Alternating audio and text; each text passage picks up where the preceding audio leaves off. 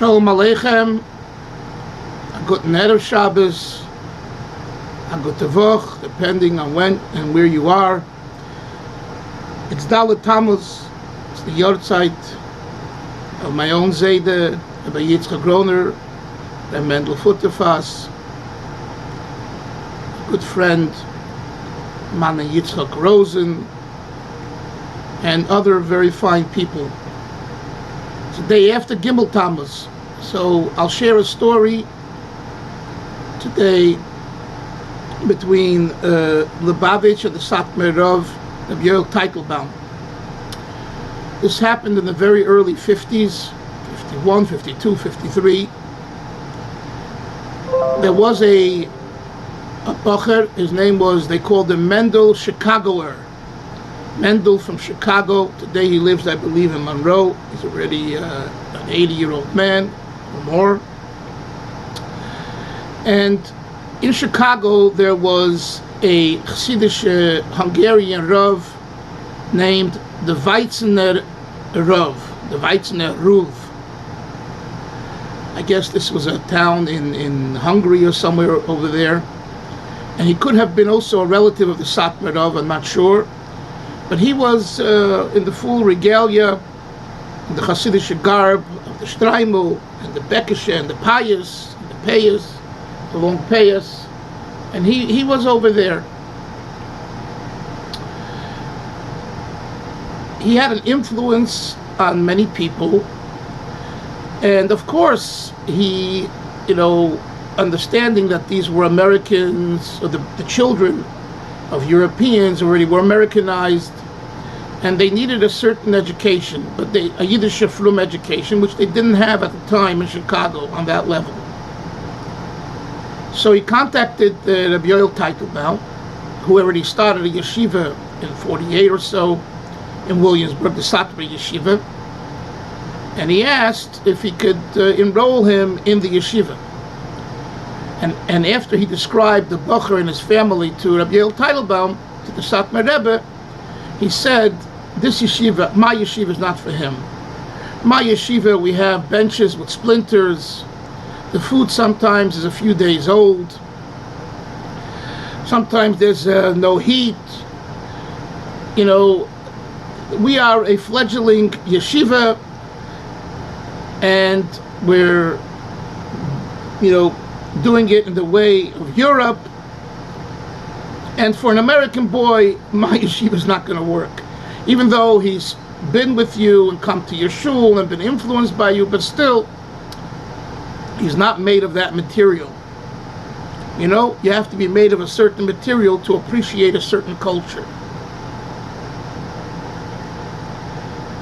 And Satmar Rebbe says to him, surprising, and he was surprised, there's a yeshiva called Satmar and Lubavitch.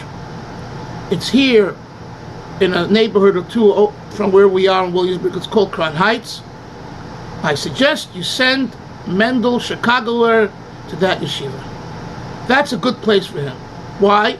Because it's Lubavitch, it's Hasidim, and they work with and look like more Americanized, the students, and therefore he will fit in there very nicely. The Weizsäcker Rav tells Mendel Chicagoer, I suggest you go to the Lubavitch yeshiva. He says, okay. If the Rav says, I listen. That's the way it used to be. A Rav says, you don't argue, you don't debate, you might question, but at the end of the day, if the Rav makes a strong recommendation, you think seriously about it, and usually you would do it. So he goes to New York. He's greeted in the yeshiva by Rabbi Mentlick. Rabbi Mentlick was a very warm person, not only when he became passionate and turned twice as red as he was, because he had, I believe, in his younger years, a red beard, and his face was always like bright and shiny and reddish. And he's greeted in the yeshiva, and he's learning, and he's happy. But they also put him into the dormitory. The dormitory, was on Bedford Avenue and Dean Street. It's called Bedford and Dean, the yeshiva in which I was zeicha still to learn for 3 years as a young boy. And on the 4th floor of the building, there was the dormitory. And they put him in a room with other students, other bachurim, high school age. We're talking about high school age now. And he noticed they were reading some magazines that weren't, filth magazines, but they weren't Jewish magazines. There were no Jewish magazines. There were very few Jewish magazines. Let's say Sports Illustrated. I'll give you, an example. And he asked them, "What are you reading?" And he was taught now by the Weitzner Rov not to listen to the radio, not to read Goyish magazines, and that attitude. And they told him, they're just relaxing and chilling out, and they didn't use the word chilling in those days. Anyway, and he sees how, they're doing that. Then he talks to them, and he notices that some of them are going to the candy store and buying cholov akum, milk that was not supervised by a Jew, cholov stam. And he says, you're learning here in Lubavitch Yeshiva, and Lubavitch is so adamant and so particular about drinking and using only cholov Yisrael products. How is it that you and the yeshiva are doing this? And of course they heard him, laughed at him, or whatever, and they went on. Now you have to understand, in those days, in Lubavitch Yeshiva in Bedford and Dean, I don't know if a majority, but a very good portion were not Lubavitcher boys. Okay? They attracted boys from the community, Brownsville, East New York, Crown Heights, Williamsburg, and many of them were not from Lubavitcher homes. And there were those that were more frum, and those that were less frum. And cholov Yisrael in those days was difficult to get, and many people who were fully frum at home didn't use cholov Yisrael. So the boys, their sons, going into the candy store and buying a milkshake that wasn't cholov Yisrael wasn't terrible. But he, coming from the Weitzner Roof, this was the worst thing for him. Could you imagine him coming from Chicago is more frum than the boys from Brooklyn? And this really bothered him. So he went to Rabbi Mentlick, and he told Rabbi Mentlick. And because he was trained by the Weitzner Roof, he used to walk every Friday night from Crown Heights to Williamsburg to be at the Tish of the Satmar Roof. This is the feeling that he had. So he didn't consider himself a Lubavitcher. He didn't even know much about Lubavitch and the Rebbe. This is the early 50s. And he told, one Friday night, he told the Satmar Rov about what's going on, and that he really doesn't like this. So the Satmar Rov told him that he wants to speak to Rabbi Mentlick. So Rabbi Mentlick said, let me explain to you what's going on. And Rabbi Mentlick said, basically, we are like a hospital, and we take everyone in, and we cure them, and we work with them, and our job is to heal a person. And sometimes a person comes in, they're very ill, and we still take them in. He says, the Satmar Yeshiva and such institutions have a certain rigid program. They're made for a particular student, a particular style. But the Lubavitch Yeshiva takes everyone in, because that's the ethos, that's the philosophy of Lubavitch, of Chabad, Avos Yisrael. And we do whatever we can to improve the student, to make them come to understand that there's a better way and a holier way. But it takes time, and we don't always succeed. But that's what we... The next Friday night, he walks back from Crown Heights to Williamsburg to be at the Satmar Rebbe's Tish. And he sees him, and the Satmar Rebbe says, what's geschehen? What happened? And he tells him what I just told you, what Rabbi Mentlick said. And the Satmar Rov said, okay, he didn't, he just let it be. It comes now Yud Shvat time. I think it was Tufshin Yud Gimel, Yud Beis or Yud Gimel, 1952 or 53, 51 or 52 actually, whatever. And Rabbi Mentlick says to the boys that there's going to be a bus and they're going to take the children, the students, to the oil to daven for the yahrzeit of the Frierdiker Rebbe on Yud Shvat. And Mendel, Chicagoer, says, I need to talk to my Rov if I should do this. And he gets a hold of the Weizner Rov, I believe, and the Weizner Rov says that it's not the custom of the Satmar and those that follow that Shita to go to a kever on the yahrzeit. I forget now the exact details. And Rabbi Mentlick was pretty adamant that everyone go. So the Friday night before, so he Lupayli went. He went because that was the next Friday after Yud Shvat. He went again to the Satmar Rov, to the Tish, and this time he told him what happened with the going to the oil, how he felt he was forced to go. So the Satmar Rov wrote a letter, I think to the Rebbe, and this is reprinted, the Chilukei Deis of going to a kever, not going to a kever, of a tzaddik. There's a whole, it's based on earlier writings. And at that point, the Satmar Rov said, enough is enough.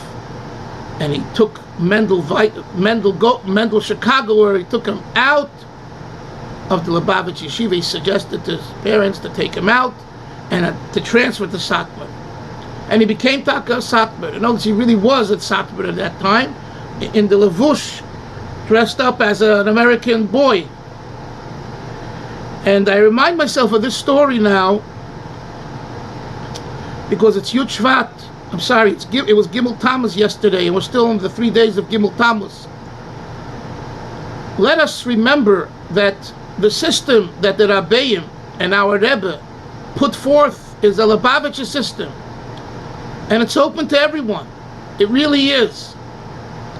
But at the same time, there are certain guidelines and certain practices that Lubavitch and Lubavitcher Hasidim of generations did and do.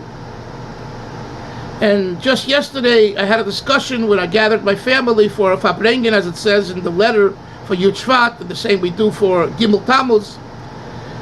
And one of my daughters asked, said she went to a Fabrengen with some friends the night before, and they were discussing what's the difference between a chassid and just someone who is part of the Neshama Klolis, the general Neshama that a tzaddik, a Rebbe, Moshe Rabbeinu is, as the Alter Rebbe says in chapter 2 of Tanya. So what's the difference between the two? Without going into an explanation now, it's an important question and one that's very worthwhile to dialogue over this weekend.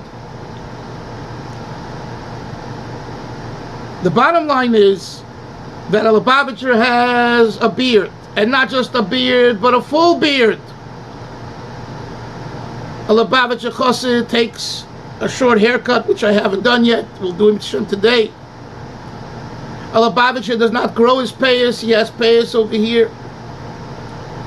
This is the Lubavitch of our Rebbe as we know it for the last 50, 60 years.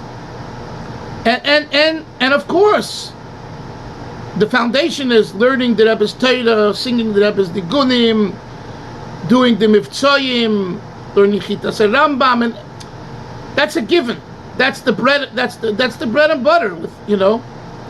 But the ethos, the ideology, is an ideology that requires the practical commitment to the minhagim and the lifestyle of a Lubavitch. Are you not a Lubavitcher if you don't do that? You are a Lubavitcher. Are you a Lubavitcher that can and should improve? Absolutely. So going to the oil for Yud Shvat was a prerequisite in those days, and that's why Rabbi Mentlick forced it on the Bacharim. And Mendel Chicagoer didn't want to do it. And the Satmar Rov came along and he said, you're not allowed to go. And I'm sure he was, and also the fact that they pushed him to go to the Frierdiker Rebbe's cave, and I'm sure the Satmar Rebbe wasn't so happy about that, although he had a relationship with the Frierdiker Rebbe and great respect. But nevertheless, the boy doesn't want to go, the student doesn't want to go. Why are you forcing him? Although, the Satmar Hasidim and the Satmar Rav over the years forced people to do many things, which is a whole discussion, and you can read about it in my book Satmar and Lubavitch. But nevertheless, we have a culture, and we have a history, and we have a lifestyle, and we have a Rebbe. And we look to our Rebbe for what Lubavitch is today. So therefore, as we conclude the Gimel Tammuz period, and there's really no conclusion, just like Pesach is Nimshach, continues all year. That's why Lubavitch custom is not to say Chasal Siddur Pesach, it's the end of the Pesach Seder. There's no end. Like we used to hear in Camp Gan Yisrael, learning never ends. We used to have a learning session, and then when it was time to stop and go to activities, the announcement on the mic, on the system, on the PA system was, learning never ends, learning never ends. Lubavitch never ends, the Rebbe never ends, it's just a beginning. And when you realize it's just a beginning, and it's fresh, and it's new, and it's alive, it's beautiful. Is it for everyone? Lav Davke. Not necessarily. From the Lubavitch perspective, it's for everyone. But from people's perspective and the institutions' perspective, the movement's perspective, they might not want to identify completely. And that's fine. Today, there are thousands and thousands of people coming to the oil. They're not Lubavitch Chassidim. Makes no difference. So this isn't a competition game here. How many people do I get to go to the oil? How many people are putting on tefillin? How many people... Although the Rebbe did speak sometimes like that, he told the Shluchim in the Miami Yeshiva years ago, 1975, the Rebbe spoke about gathering children. So they wrote in that they gathered 5,000 children, and the Rebbe said, that's it? Mordechai gathered 24,000. So from the Kedusha perspective, at the right time, numbers do make a difference, and numbers are important. But from our perspective, it's connecting with the idea, I use the word ethos, the philosophy. And when you do that, you see that the Rebbe is very much alive, very much active. And we see them. Halavai, if only we were to be as active and as alive. And by connecting to the Rebbe, the Tzaddik, and the Sidei Reinu, the Neshama Klolis, the Moshe Rabbeinu of Pedig Beis and Tanya, for Kol Yisrael, even as the Alter Rebbe says that for someone who's a meirid, who rebels, he still gets a unique nourishment and nurture from the Moshe Rabbeinu Shebedoy, from the Moshe Rabbeinu of the generation. May it be so, Bekarev Mamish, speedily in our days, the Binyan Beis HaMikdash, Malkeinu Bereshenu, Amen v'Amen.